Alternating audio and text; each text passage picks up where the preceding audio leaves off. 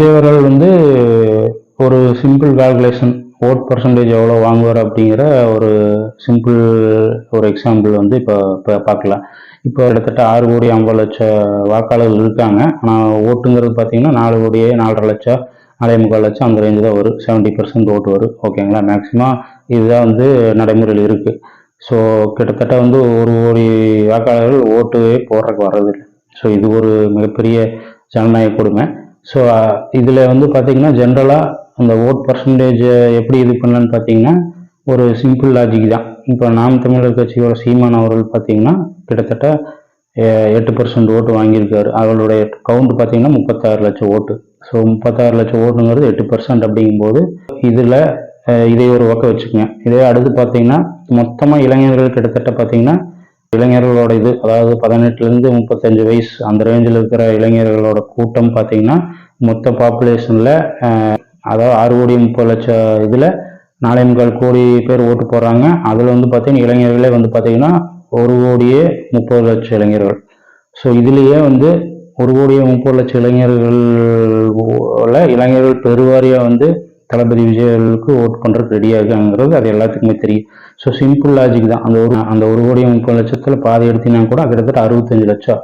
So அந்த 65 லட்சம் ஓட்டு வாங்கினாலே வந்து பார்த்தீங்கன்னா சீமான் வாங்கின 36 லட்சம் ப்ளஸ் டபுள் 72 லட்சம் 16% ஓட்டு வந்து அசால்ட்டாக வந்து விஜய் எடுக்க முடியும்.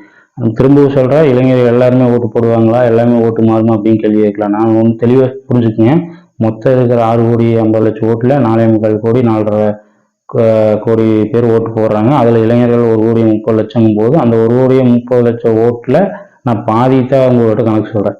அதில் பாதி பார்த்தீங்கன்னா கிட்டத்தட்ட 65 லட்சம். ஸோ அந்த 65 லட்சம் ஓட்டு வந்தாலே 16% தாண்டிடுது. ஸோ இன்னைக்கு இருக்கிற இதில் வந்து பார்த்தீங்கன்னா கிட்டத்தட்ட 2 கோடி நோக்கி போயிட்டு இருக்காங்கிறது டிவிகே தரப்புலேருந்து சொல்கிற விஷயம்.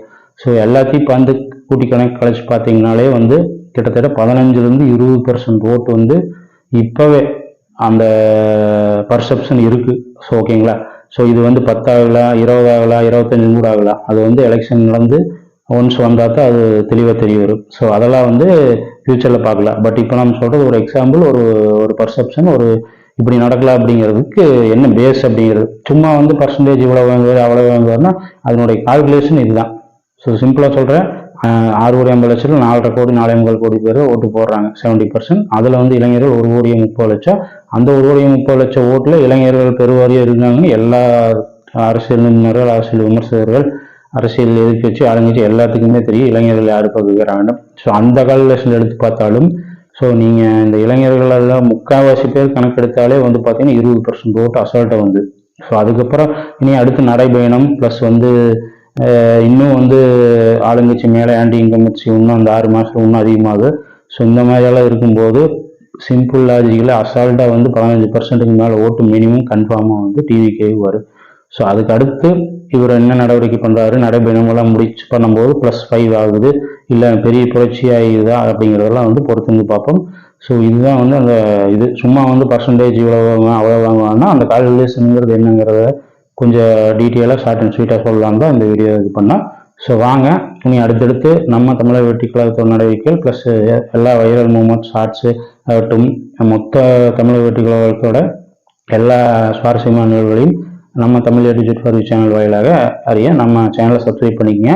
திரும்ப ஒரு இன்ட்ரெஸ்டிங்கான வீடியோவில் சந்திப்போம். நன்றி, வணக்கம்.